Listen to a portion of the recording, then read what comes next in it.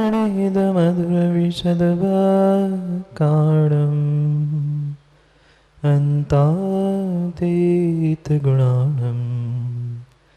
नमो जिनाणं जितभवान् सहजानन्दचैतन्य प्रकाशाय महीयसे नमो नेकान्तविश्रान्त महिम्ने परमात्मने स्वसंवेदनसिद्धाय जिनाय परमात्मने शुद्धजीवास्तिकायाय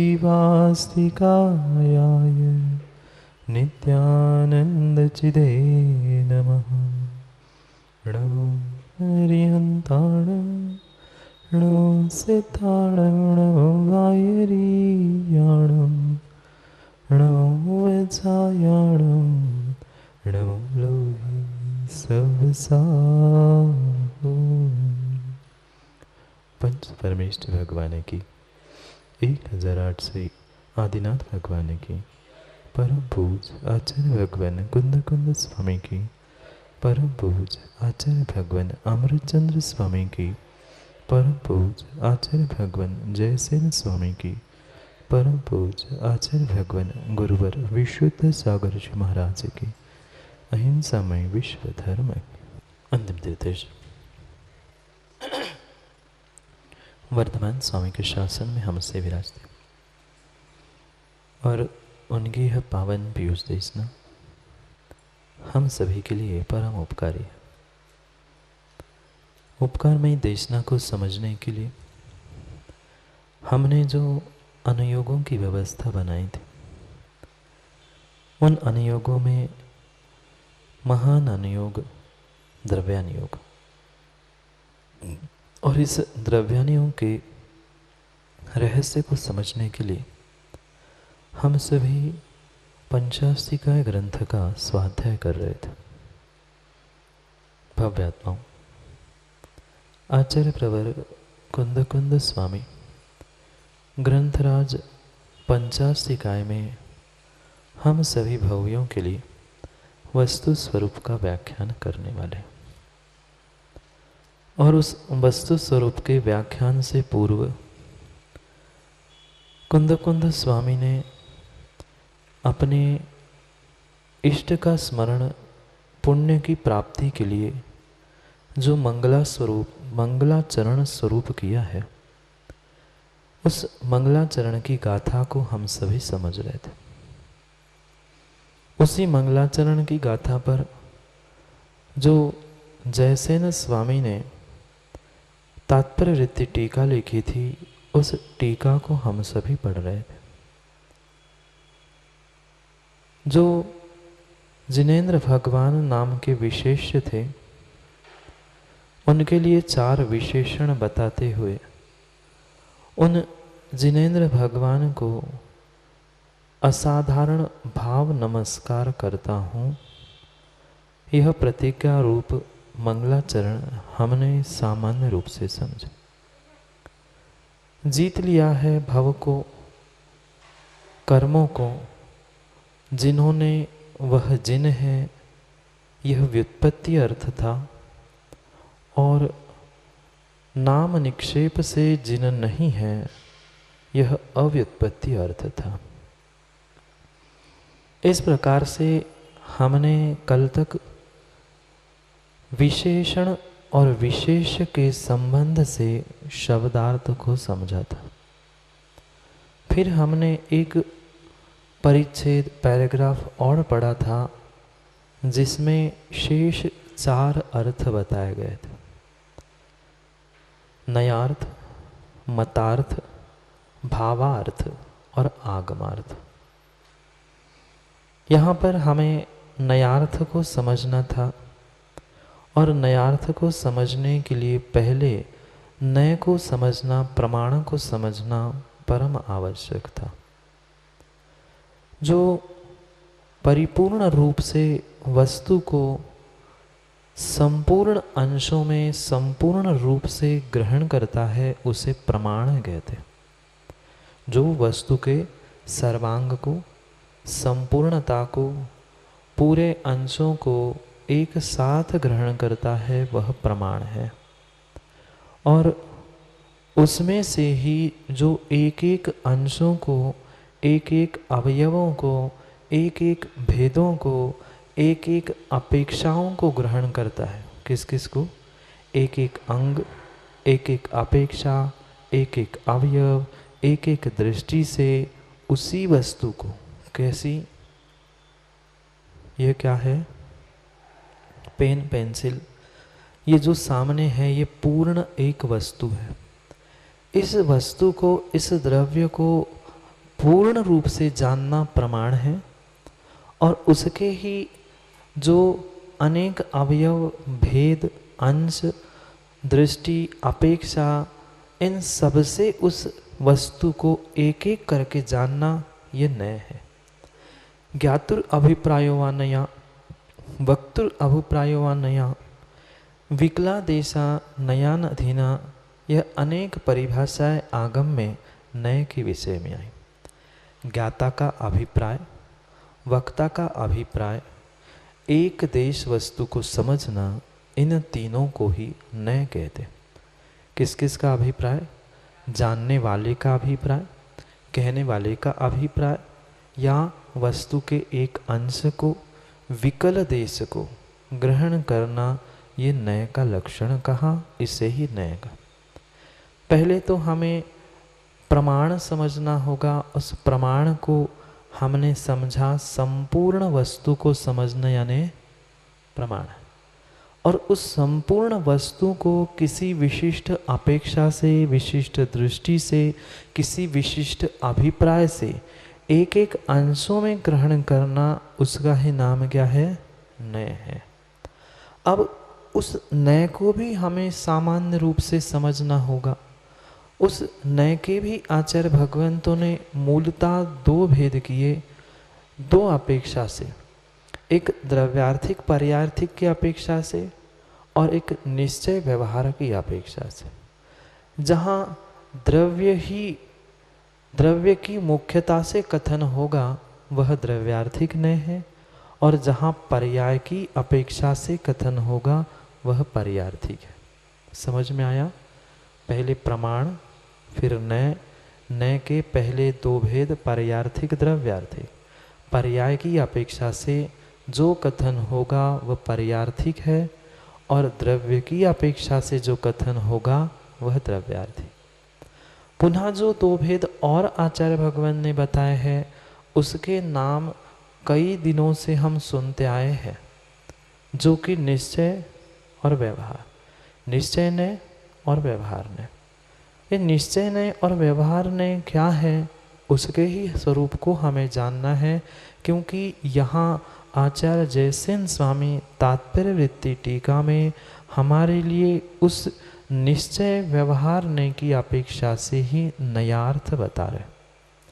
इसलिए नय के जो हमने दो भेद किए थे, निश्चय नय और व्यवहार नय, जो वस्तु के अभेद कथन को करता है उसे निश्चय कहते। जो वस्तु के अभेद विषय को कथन करता है वह निश्चय नय है, और उसी वस्तु के भेद से और उपचार से, लिख लो फिर समझते हैं। अभेद कथन करने वाला निश्चय नय, भेद से और उपचार से, भेद से या उपचार से लिख दो, या और उपचार से लिख दो। भेद से या उपचार से जो कथन करता है वह व्यवहार नय। ये नय मतलब माँ कोई वस्तु नहीं है पंडित जी। नय मतलब वस्तु नहीं है। वस्तु को समझने के लिए जो वक्ता की, समझने वाले की, लिखने वाले की जो अपेक्षा, अभिप्राय है, दृष्टि है, उसको नय का। वस्तु भिन्न है और नय भिन्न है। उस वस्तु को समझने के लिए हमने जो अपेक्षा लगाई थी वह नय है। अब 1 मिनट के लिए इधर देखो। ये आपको जो लेखनी दिख रही है, उसका रंग दिख रहा है, रंग दिख रहा है, कुछ काला ग्रे सा दिख रहा है रंग। ये काला है, ग्रे है कि प्लास्टिक है? प्लास्टिक है, काला है, ग्रे है कि ये लेखनी है? प्लास्टिक काला है कि सिल्वर कलर भी थोड़ा थोड़ा दिख रहा है? समझना, ये पूर्ण एक वस्तु प्रमाण है। इस प्रमाण में से हमने मात्र इस सिल्वर कलर को देखा और कह दिया ये सिल्वर कलर का भी है, इसमें सिल्वर कलर भी है, तो ये एक नए हो गया। हमारा अभिप्राय इतने ही रंग से था। किसी ने कहा नहीं ये प्लास्टिक भी है, हाँ सत्य है, क्योंकि इसका ढांचा जो बना है वो प्लास्टिक से बना। कोई कहता है नहीं, कुछ पेन में थोड़ा सा सॉफ्टनेस भी है, मुलायम भी है, पीछे रबड़ लगी है वो मुलायम भी है, कुछ कठोर भी है। ये सब कुछ क्या हुआ? ये एक एक नए हुआ। वस्तु क्या थी? एक ही थी। उसको समझने के लिए नए थे। ऐसे ही माना कि हमने सामान्य हाथ का ही दृष्टांत लिया। ये हाथ है, उस हाथ में 1 उंगली, 2 उंगली, 3, 4, 5 उंगली, ये हाथ, पंजा, इन सबको मिलाकर हमारा हाथ बना था। तो माँ ये 1 उंगली क्या हुआ? इस हाथ की अपेक्षा से नए हुआ। हाथ को अगर हमने प्रमाण माना, वस्तु माना, तो 1 उंगली, दूसरी उंगली, तीसरी उंगली, ये सभी नए हुए। समझ में आ रहा है? नए और प्रमाण। ये एक अंगूठा मतलब हाथ है क्या? ये 1 उंगली मतलब हाथ है क्या?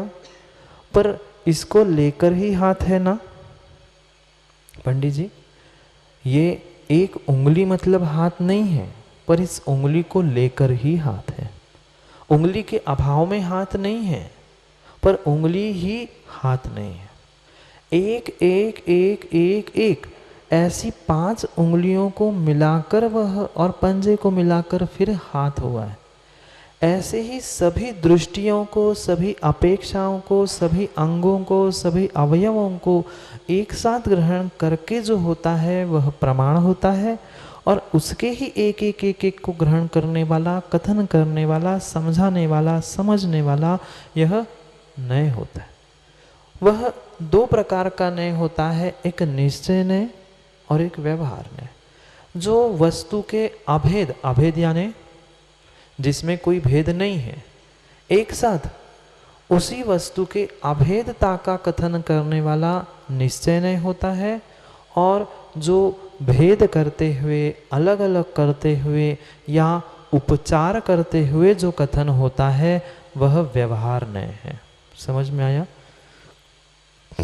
पहले 2 नयों की व्याख्या समझे। निश्चय यानी अभेद, एक एक शब्द में ही समझ ले। निश्चय यानी अभेद, व्यवहार यानी भेद और उपचार। भेद समझ में आया? जैसे हमने अभी समझा, सिल्वर भी है, काला भी है, प्लास्टिक है, मुलायम है, रबड़ है, पेंसिल है, ये अलग अलग करके जो कहा ये भेद है। अब उपचार क्या है? मुख्या भावे सति प्रयोजन निमित्ता च उपचारा प्रवर्तते। मुख्य के अभाव में जो हम प्रक्रिया करते हैं उसे ही उपचार कहते हैं। जो आपके सामने ये भगवान हैं, ये पहली वेदी है। यहाँ कौन से भगवान हैं? कौन से भगवान हैं? बाहुबली भगवान है। तो बाहुबली भगवान यहाँ है कि सिद्धालय में है? तो यहाँ कौन है? पत्थर? यहाँ पत्थर नहीं है, बाहुबली भगवान है। फिर बाहुबली भगवान यहाँ है तो वहाँ कौन है? सत्य साक्षात जो बाहुबली भगवान है वे तो सिद्धालय पहुँच गए। मुख्य जो थे वे वहाँ पर है, पर उनका उपचार, उनका स्थापना निक्षेप से हमने इस पत्थर के आकार को तदाकार स्थापना करके उसे हमने बाहुबली भगवान कहना प्रारंभ किया। समझ में आया? मुख्याभावे सति, मुख्य के अभाव होने पर बाहुबली भगवान, 24 तीर्थंकर, जितने भगवान हैं सब भगवान बन गए, सिद्धालय चले गए। अब क्या करेंगे? अब हमारे सामने भगवान नहीं है पर पूजा तो करनी है, आराधना तो करनी है, भक्ति तो करनी है, किसकी करेंगे? तो मुख्य का अभाव होने पर उस मुख्य को समझने के लिए जो भी हम क्रिया कर रहे हैं वह उपचार है। जैसे घर में दादाजी की फोटो, भगवान की फोटो, इधर की फोटो, ये प्रतिमा, ये सब कुछ क्या है? उपचार से है। ऐसे उपचार से और भेद करते करते कह देना यह व्यवहार नय का लक्षण है। समझ में आए दो बातें?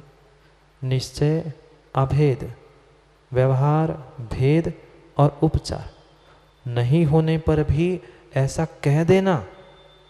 वास्तविकता में सत्यता से देखा जाए तो ये पाषाण ही है कि नहीं, पर फिर भी हम उपचार से उसे भगवान मान रहे हैं, आरोपण कर रहे हैं। जो आरोपित हुई वस्तु है वह उपचार से वस्तु है, और उस आरोप का, उपचार का कथन करने वाला ही व्यवहार नहीं होता है। ये दो बातें हमने समझी। अब निश्चय के भी दो भेद आचार्य भगवंतों ने बताए हैं, जो कि शुद्ध निश्चय और अशुद्ध निश्चय। समझो, लिख लो, क्योंकि यहाँ एक मिनट नहीं लगेगा पंडित जी यहाँ का अर्थ करने के लिए। पर शुद्ध अशुद्ध निश्चय ही नहीं पता, सद्भुत असद्भुत व्यवहार ही नहीं पता, तो काम बनने वाला नहीं है। समझ में आया? पहले हमने वस्तु को समझने के लिए प्रमाण नैर्धिगमा, प्रमाण और नय, प्रमाण संपूर्ण वस्तु, नय एक देश, नय के दो भेद। पहले तो हमने द्रव्यार्थिक पर्यायनैर्थिक की अपेक्षा से दो कर दिए। अब मुख्यता से हमें निश्चय व्यवहार समझना था, तो उस निश्चय व्यवहार को हम समझ रहे थे दो भेद, एक अभेद रूप, एक भेद और उपचार रूप। अभेद रूप जो निश्चय था उसके दो भेद और किए थे, एक शुद्ध निश्चय और एक अशुद्ध निश्चय।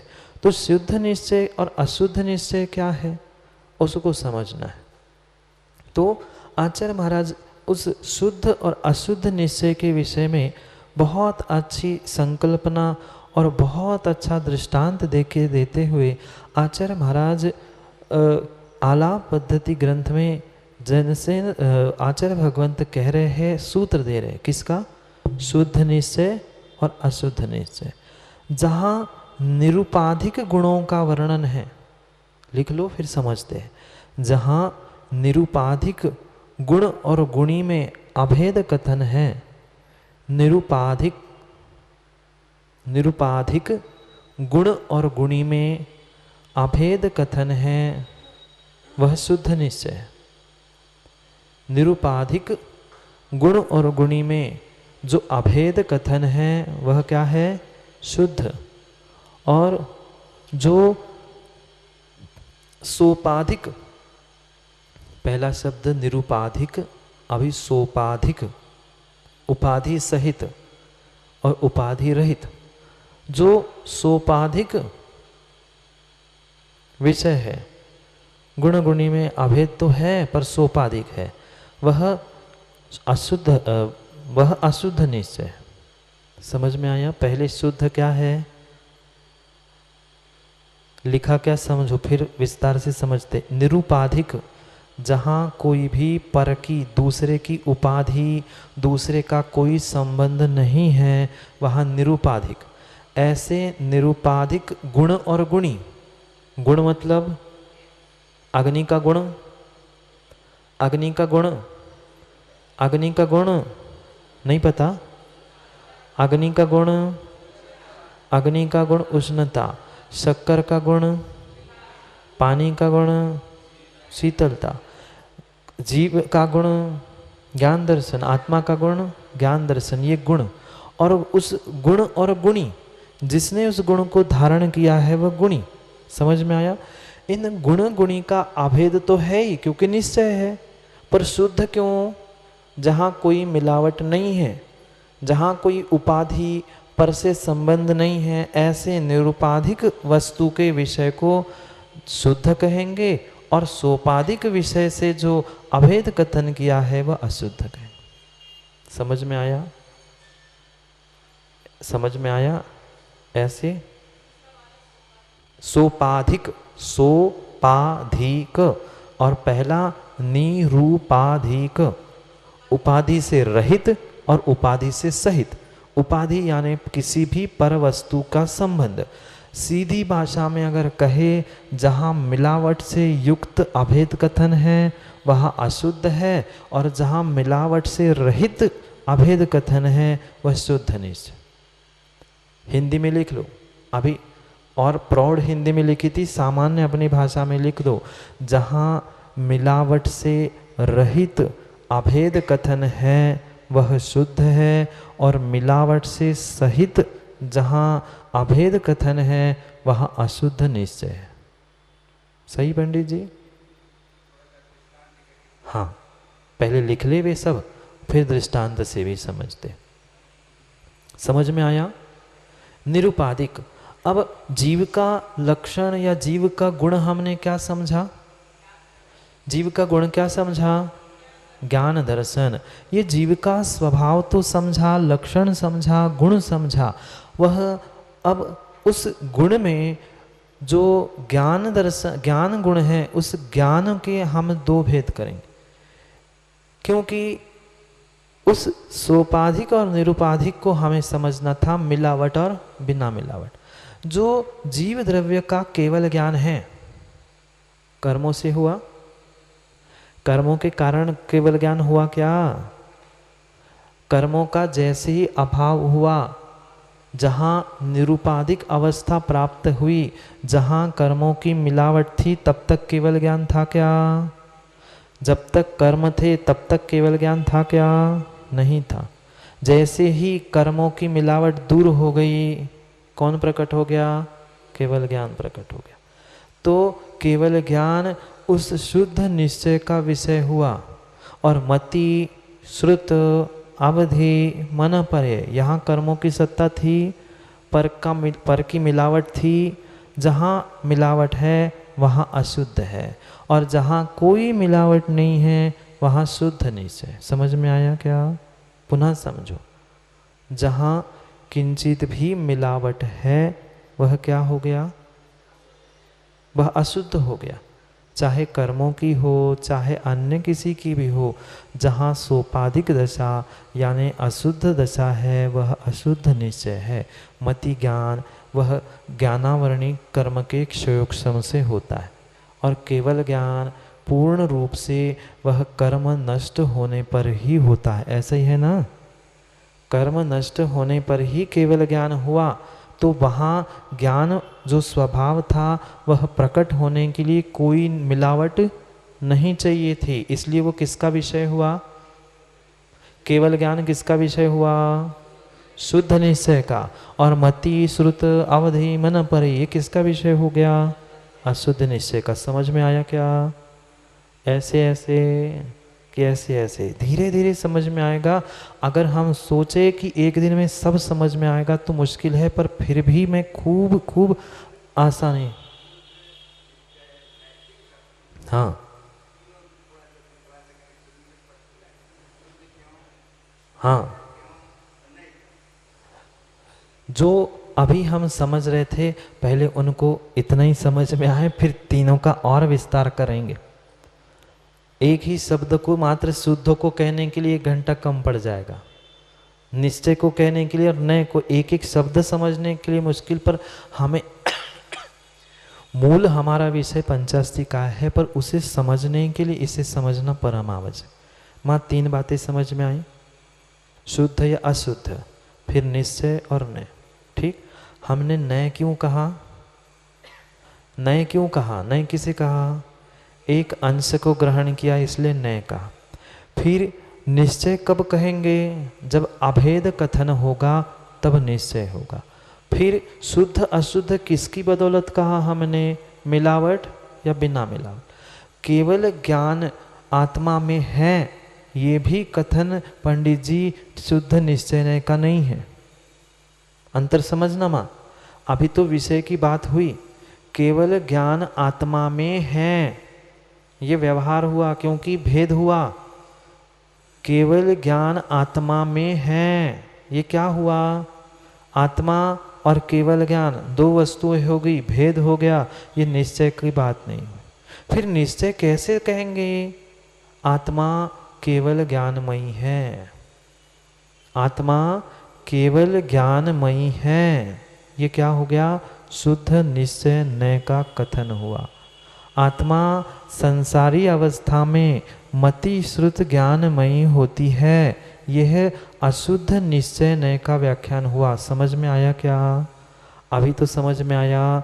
पानी, उसका सामान्य लक्षण क्या है? शीतलता। शीतलता किसी के मिलावट से मिली क्या? नहीं। फिर पानी शीतल होता है, पानी शीतल होता है, ये शुद्ध निश्चय नय का विषय हुआ। पानी गर्म होता है, पानी गर्म है, ये क्या हुआ? अशुद्ध निश्चय का हुआ। अब समझना, पानी में शीतलता है, ये निश्चय का नहीं, अब ये व्यवहार हो गया, क्योंकि भेद हुआ ना। पानी में और पानी, अंतर नहीं समझ में आया क्या? पानी में है और पानी शीतल है। समझना, यही तो भूल पंडित जी जीव नहीं समझ पा रहे हैं। जो निश्चय का विषय है वो ही व्यवहार का विषय है, पर कथन में मात्र अंतर है। पानी शीतल है, ये शुद्ध निश्चय नय का विषय है, और पानी में शीतलता है, यह व्यवहार का विषय है। पानी गर्म है और पानी में उष्णता है, अंतर समझ में आया क्या?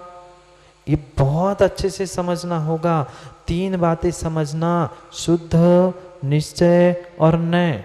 नय क्यों? क्योंकि एक ही देश कथन है, सभी स्वभावों को हमने ना पानी के ना आत्मा के लिया, एकमात्र ज्ञान दर्शन को ग्रहण किया, इसलिए नय कहा। अब उसमें भी हम अभेद कर रहे हैं।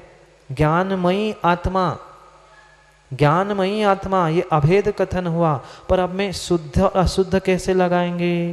केवल ज्ञानमयी आत्मा, ये शुद्ध निश्चय नहीं हुआ, और वह मति श्रुत ज्ञानमयी आत्मा, ये अशुद्ध निश्चय नहीं हुआ।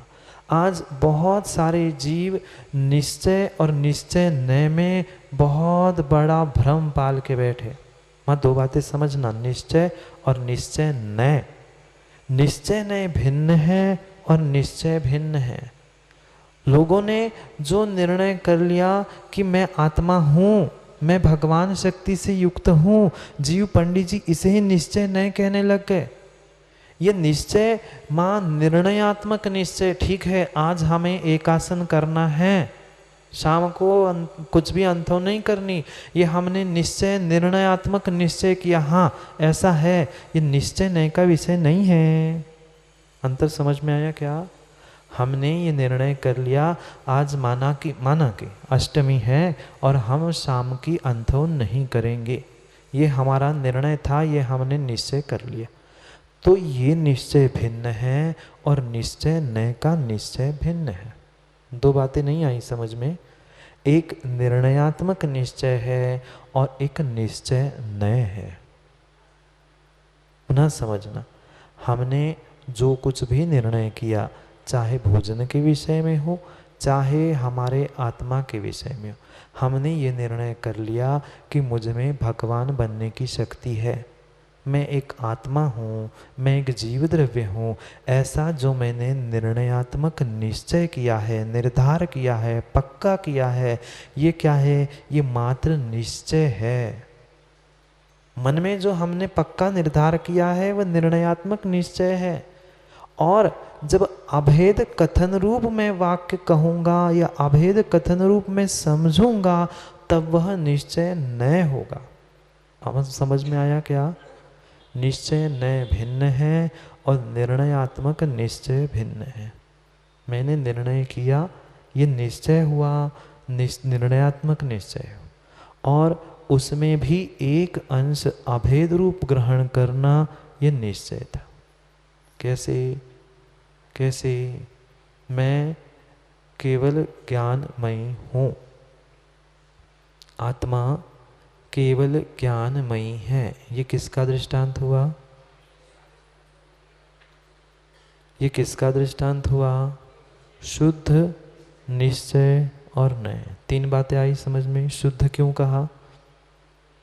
बोलो बोलो, शुद्ध क्यों कहा?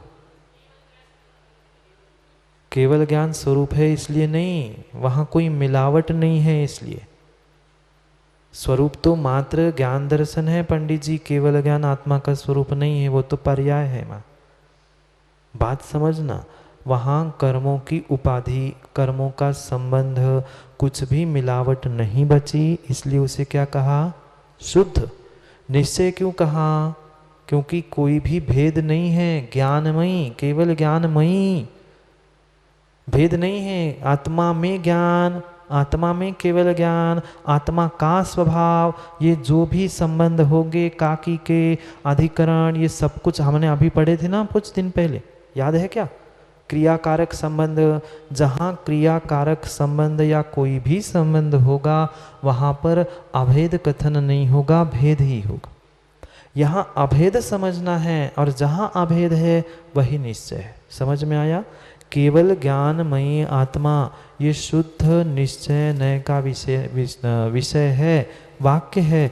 और आत्मा में केवल ज्ञान होता है, आत्मा का स्वभाव केवल ज्ञान है, ये शुद्ध व्यवहार का विषय है। नहीं आया समझ में? मात्र हमारी भाषा, हमारे अभिप्राय से नयों में अंतर होगा। मात्र मेरी भाषा बदली है, शब्द बदले हैं कि इसका इसमें ये भिन्न भिन्न थे, इसलिए हमने उसे क्या कहा? व्यवहार कहा, भेद किया इसलिए। और मई, शीतल पानी, केवल ज्ञानमयी आत्मा, ये शुद्ध निश्चय नय का विषय हुआ। अब समझ में आया? और अशुद्ध का उसके विपरीत, जहाँ मिलावट है, जब जब मति श्रुत अवधि मन परे ये 4 ज्ञान होंगे, कुछ न कुछ कर्मों की सत्ता अवश्य रहेगी। और कर्मों की सत्ता ज्ञानावरणी के क्षोक्षम से ही मति श्रुत अवधि के आदि ज्ञान प्रकट होंगे, इसलिए उसे अशुद्ध कहा। समझ में आया? शुद्ध निश्चय, अशुद्ध निश्चय। अब समझते हैं व्यवहार नय को। निश्चय का विषय समझ में आया, निश्चय नय का विषय समझ में आया, शुद्ध अशुद्ध निश्चय के 2 भेद समझ में आए। अब व्यवहार, व्यवहार किसे कहते हैं? व्यवहार किसे कहते हैं? जहाँ भेद और उपचार होता है, वहाँ व्यवहार या व्यवहार नय का विषय कहलाता। तो उसके भेद कैसे करेंगे? भेद करना मतलब, अब किसी ने कह दिया पेन को व्यवहार नय से बताओ, लो हमने कर लिया व्यवहार। नहीं, हाथों से नहीं तोड़ना है, उसे अलग अलग नहीं करना है, ये व्यवहार नहीं है। भेद करना मतलब क्या करना है? उसे भेद दृष्टि से देखना है। इसे भेद दृष्टि से देखना है, जैसे अभेदता से देखा है ऐसे ही उसे भेद भेद करके देखना है, भेद करना नहीं है। लोगों ने उसी नयों पर भेद कर दिया, भेद करना नहीं है। मां समझ में आया क्या? भेद को समझना है कि ये प्लास्टिक का है, इसमें ये सिल्वर कलर का है, ये काले कलर का है, ये भेद मात्र समझने के लिए है, करने के लिए नहीं। और जैसे उपचार की भी बात की, ऐसे ही उस व्यवहार के भी आचार्य भगवान ने 3 भेद किए। कितने? व्यवहार नहीं के भी 3। पहले व्यवहार समझ में आया क्या? जहाँ भेद है और उपचार है, जहाँ भेद है और जहाँ उपचार है वह व्यवहार है। अब उसके भी भेद करते हुए आचार्य महाराज कहते हैं सद्भुत, लिख लो, सद्भुत, असद्भुत, सद्भुत, असद्भुत और उपचरित। सद आधा द हलंत वाला, सद भूत, असद भूत और उपचरित। सद भूत, असद भूत और उपचरित। कितने भेद हुए व्यवहार के? 3। सद्भूत, असद्भूत और उपचरित। अब इसे कैसे समझेंगे? तत्रैक वस्तु विषयाः सद्भुत व्यवहारा। आचार्य आलाप पद्धति में आचार्य भगवान कह रहे हैं जिसमें एक वस्तु को विषय करता किया जाता है वह सद्भुत है। पहले लिख लो, फिर दृष्टांतों से हम समझेंगे। एक वस्तु को विषय करने वाला सद्भुत व्यवहार न है।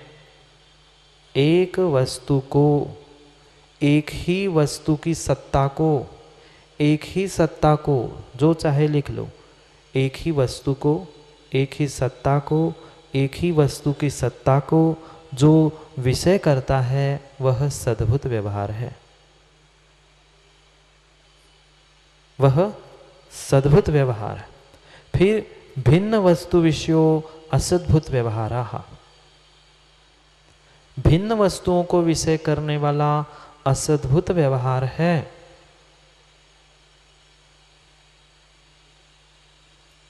भिन्न सत्ता वाली वस्तुओं का, भिन्न सत्ताओं का या भिन्न वस्तुओं का जो विषय करने वाला है वह असद्भुत व्यवहार है। दो आए समझ में, लिख लिए, समझ में नहीं आए लिख तो लिए। अब तीसरा उपचरित।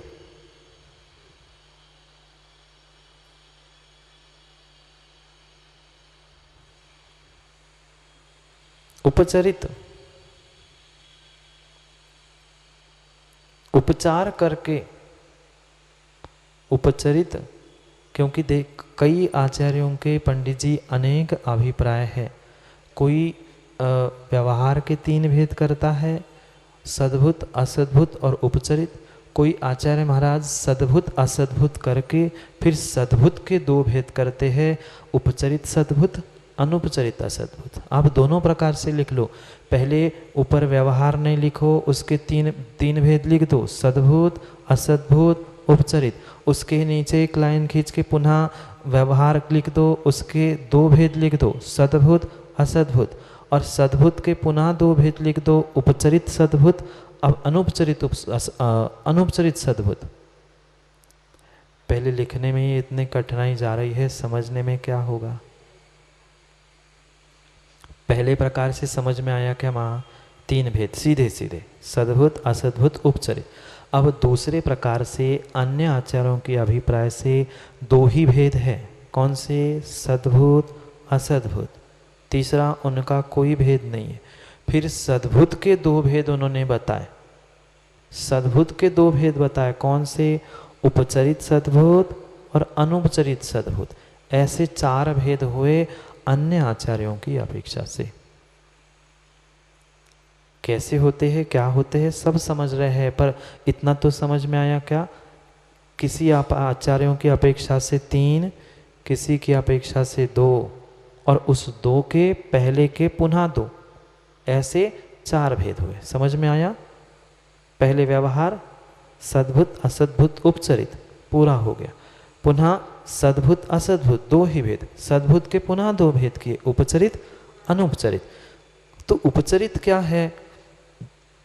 जो जिसका विषय नहीं होने पर भी, जैसे हमने अभी उपचार समझा, क्या था उपचार? पत्थर में भगवत्ता नहीं है, पर मुख्य के अभाव में जो हम कार्य कर रहे हैं वह उपचार है।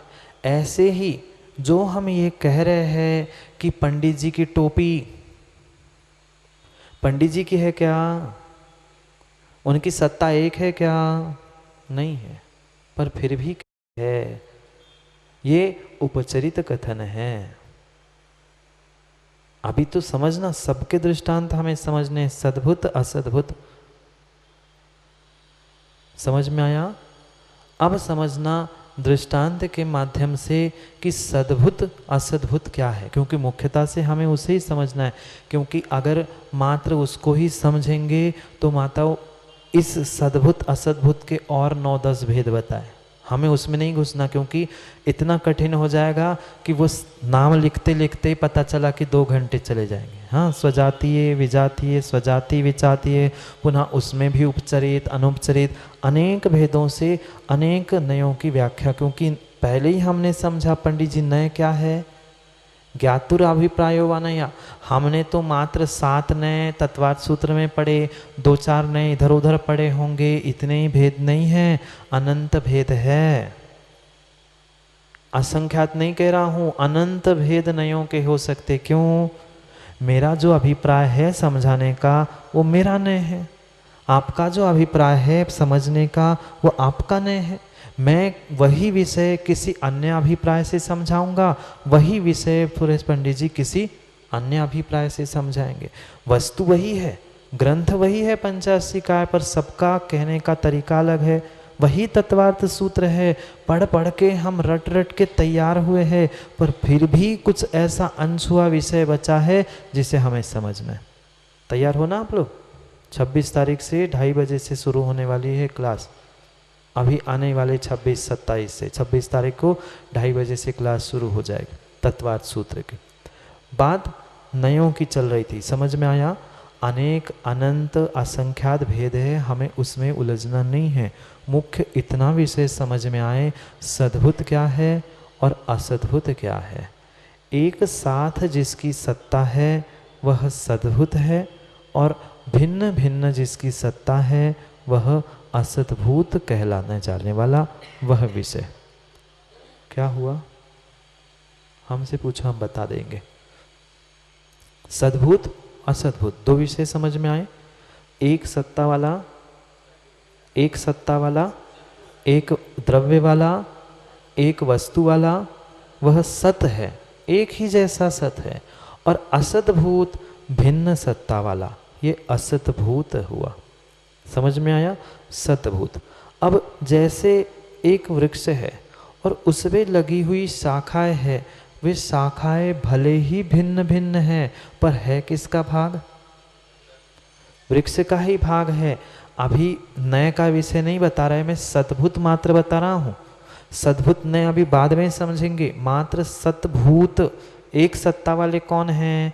शाखाएं बहुत सारी है, पर वृक्ष एक ही है। तो वृक्ष और शाखा, उनको क्या कहेंगे? सद्भुत कहेंगे। ये इधर देखो, ये क्या दिख रहा है? हाथ दिख रहा है। ये 5 उंगलियां और मेरा हाथ अलग अलग है? अलग अलग है? अलग अलग नहीं है पंडित जी? अलग अलग है? अलग अलग नहीं है? अलग अलग भी है, अलग अलग नहीं भी है। नए की तो समझना है ना। अगर व्यवहार से व्यवहार नए से कथन होगा तो क्या होगा? व्यवहार मतलब भेद, व्यवहार मतलब भेद, भेद ना, तोड़ना नहीं उंगलियां, पर भेद से समझना है। तो यही उंगलियां व्यवहार ने से क्या कहेगी, पर कौन सा व्यवहार लगेगा? ये मेरी पहली उंगली है, ये मेरा अंगूठा है, ये मेरे सीधे हाथ का अंगूठा है। ये क्या हुआ? सद्भुत। क्यों? अंगूठा और ये मेरा हाथ, दोनों की सत्ता कैसी है? मेरी हाथ की और मेरे उंगली की सत्ता अलग अलग है कि एक है? सत्ता दोनों की एक है। तो कौन सा व्यवहार होगा? सद्भुत व्यवहार होगा। विषय सद्भुत व्यवहार का ही है। समझ में आया? एक सत्ता वाला जहां होता है वह सतभूत व्यवहार होता है। व्यवहार यानी भेद करना, और एक सत्ता में ही भेद करना, ये सद्भुत व्यवहार है। समझ में आया? वहां पुनः समझना। उंगली, अंगूठा, ये अंगूठा, ये अंगूठा, ये सीधे हाथ का अंगूठा, ये उल्टे हाथ का अंगूठा। इस दोनों अंगूठे मेरे हाथ से अलग है क्या? अलग किए नहीं हैं, पर वही व्यवहार से जब हम समझेंगे तो ये उल्टे हाथ का अंगूठा और ये सीधे हाथ का अंगूठा, ये हमने भेद से कथन किया। पर भेद मतलब व्यवहार।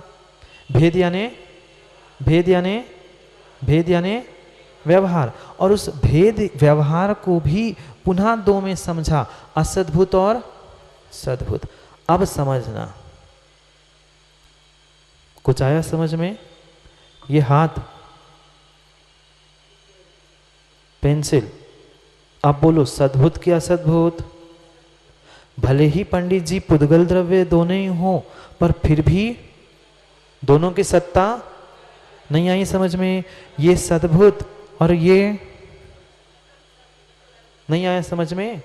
ये एक ही सत्ता वाला है, मेरे हाथ का ही अंगूठा है।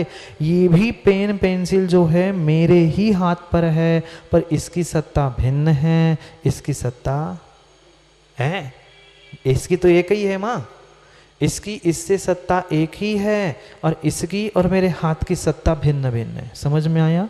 ये सद्भुत का विषय, ये असद्भुत का विषय। ये सद्भुत न कहेगा कि हाथ का अंगूठा है, ये उल्टे हाथ का अंगूठा है, ये सद्भुत व्यवहार कहेगा। और ये सीधे हाथ में पेंसिल है, ये कौन कहेगा? असद्भुत कहेगा। इतना विषय आया समझ में? सद्भुत असद्भुत उपचरित बाद में समझेंगे, क्योंकि घड़ी कुछ कह रही है। हाँ महाराज जी कह रहे हैं बहुत भारी हो गया, गर्मी लग रही है। हैं? क्या? नहीं, टीका पढ़ेंगे ना, फिर उपचरित को बाद में समझेंगे। अभी जितना विषय है उतना ही समझते हैं। जहाँ इतना विषय टीका का पूरा करते हैं, जहाँ उपचरित का विषय आएगा वहाँ उपचरित पढ़ेंगे। क्यों? क्योंकि ओवरडोज हो जाएगा, पचने में कठिन हो जाएगा। 2-4 बातें बस समझो। शुद्ध निश्चय, अशुद्ध निश्चय, सद्भुत व्यवहार, असद्भुत व्यवहार, उतना ही यहाँ विषय है। जैसे आगे और उपचरित का कथन आएगा, वहाँ हम उपचरित को भी समझेंगे, अनुपचरित को भी समझेंगे, स्वजाति विजाति, स्वजाति विजाति, और जितने जितने। डरा नहीं रहा हूँ, पर सबको समझना है। ऐसा बिल्कुल मत समझना कि हमें तो कुछ पल्ले ही नहीं पड़ रहा। जब नया सकोरा माँ घर में लाते हैं पहली बार, तो 2, 4, 10 बूंद दिखता है क्या? पानी जब डालते हैं 2-4 बूंद, एक कटोरी, एक ग्लास भी पानी डालो तो उस सकोरे में, मटके में नहीं दिखता। पानी चला गया क्या? नहीं चला गया, उसी सकोरे में है। जैसे ही एक बाल्टी पानी पड़ेगा, पंडित जी पानी, वो जो 2 बूंद भी गिरा था वो भी समझ में आएगा, हाँ इसमें पानी था। ऐसे ही 2-4 बूंद अभी गिरी है, अभी तो हम शीतल हो रहे हैं, उस मटके में पानी घुस रहा है। जब पूरा लबालब भर जाएगा तो समझ में आएगा कि हम भी थोड़े से ज्ञानवान हैं, ज्ञानी हैं। ठीक? इसलिए घबराना नहीं तो कल महाराज जी पता नहीं इतनी बड़ी बड़ी बातें करते, हमें तो जाना ही नहीं। धीरे धीरे समझो तो बहुत सारा विषय समझ में आएगा।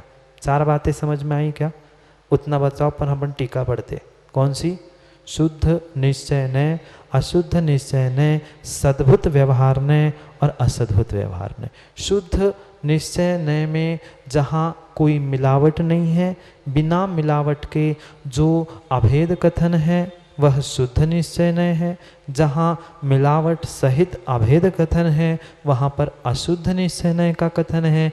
जहाँ पर एक सत्ता वाले द्रव्यों का कथन है वहाँ सद्भुत व्यवहार है, वो भी भेद से। जहाँ एक सत्ता वाले द्रव्य का भेद कथन है वह सद्भुत व्यवहार है। जहाँ भिन्न सत्ता वाले द्रव्यों का भेद कथन है वह असद्भुत व्यवहार है। ये 4 भेद हमने समझे। अब आओ टीका पर समझते हैं टीका को। तात्पर्य वृत्ति टीका गाथा 1 आचार्य जयसेन स्वामी। अनंत ज्ञानादि गुण स्मरण रूप भाव नमस्कारो अशुद्ध निश्चयनेन नमो जिनेभ्यः इति वचनात्मक द्रव्य नमस्कारो अपि असद्भुत व्यवहारेण शुद्ध निश्चयनेन स्वस्मिन्नेव आराध्य आराधक इति नयार्थोपयुक्तः। पुनः अनंत ज्ञान आदि गुण स्मरण रूप भाव नमस्कारः अशुद्ध निश्चयनेन। पुनः अशुद्ध निश्चय नय से, किसे अशुद्ध निश्चय नय से। अशुद्ध मतलब क्या? जहाँ मिलावट है, जहाँ मिलावट है वह अशुद्ध है। जो हमने भगवान को भाव नमस्कार किया, किसने? जो हम भाव नमस्कार कर रहे हैं भगवान को अनंत ज्ञानादि आदि गुणों का स्मरण करके मैंने जो भाव नमस्कार किया है वह कैसा है? अशुद्ध निश्चय नय से है। क्यों है? पुनः समझना। मात्र नमस्कार है, मात्र नमस्कार है इसलिए एक देश को ग्रहण किया, इसलिए नय है। समझ में आया क्या? भाव है, भाव नमस्कार कहा ना, तो भाव कहाँ होंगे? शरीर में, दिमाग में, पैरों में? नहीं, भाव जब भी होंगे तो मेरे ही भीतर होंगे। अभेद कथन कर रहे हैं, भेद कथन नहीं चल रहा। भेद है क्या? नहीं है। अभेद रूप भाव नमस्कार कहा है, आत्मा में ही होंगे ना। एक देश मन आत्मा का ही तो भाग है, भले ही द्रव्य मन नहीं है पर भाव मन आत्मा का ही परिणमन है। तो जो भाव मन से हमने भाव नमस्कार किया है वह भेद करके कहा है कि अभेद कहा है? अभेद कहा है। ये नहीं कहा है कि आत्मा में भाव किए हैं और ऐसा नमस्कार नहीं, भाव नमस्कार रूप।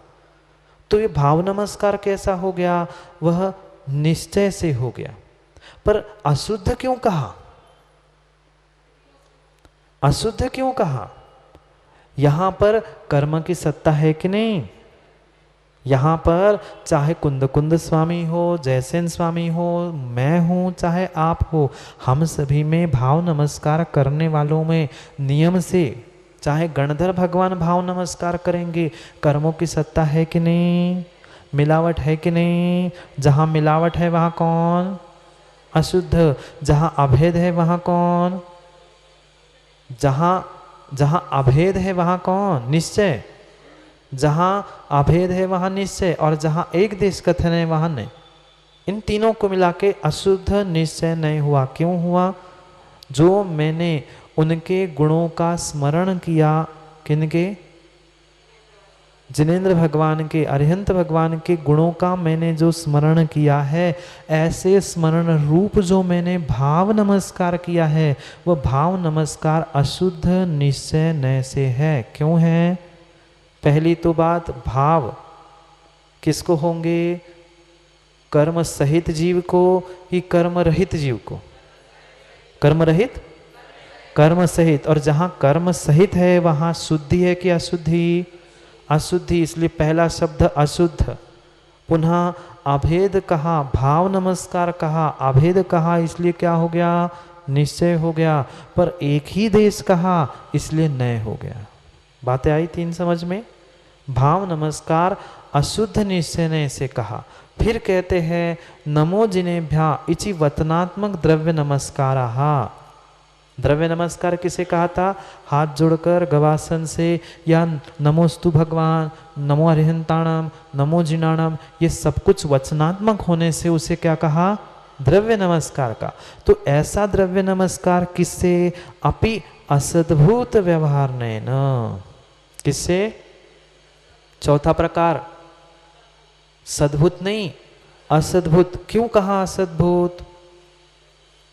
असद्भूत क्यों कहा? वचन यानी क्या था?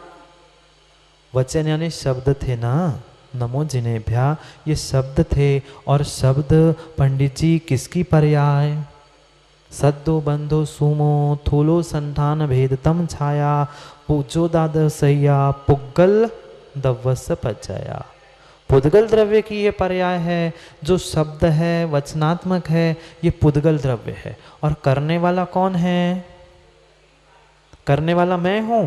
तो मेरी सत्ता और पुद्गल की सत्ता एक है कि दो है?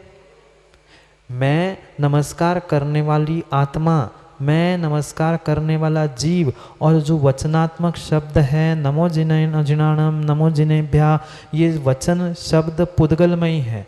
तो एक जीव द्रव्य हुआ, दूसरा पुद्गल द्रव्य हुआ। उन दोनों की सत्ता एक है कि भिन्न भिन्न है? भिन्न भिन्न सत्ता में कौन सा नय होता है, कौन सा व्यवहार होता है? असद्भुत होता है ना। तो असद्भुत व्यवहार नय की अपेक्षा से व्यवहार क्यों? व्यवहार क्यों? क्योंकि मैं और करने वाला मैं और नमस्कार दो भिन्न हुए, भेद करके कह रहा है। ऐसे वचनात्मक द्रव्य नमस्कार, वचनात्मक द्रव्य नमस्कार होने से असद्भुत व्यवहार नय की अपेक्षा से। समझ में आया? ऐसे ऐसे कुछ ऐसे थोड़े ऐसे कहाँ हिलाओ समझ ही में नहीं आ रहा। हाँ कहूँ कि ना कहूँ? आएगा आएगा आएगा, धीरे धीरे धीरे धीरे सब समझ में आएगा।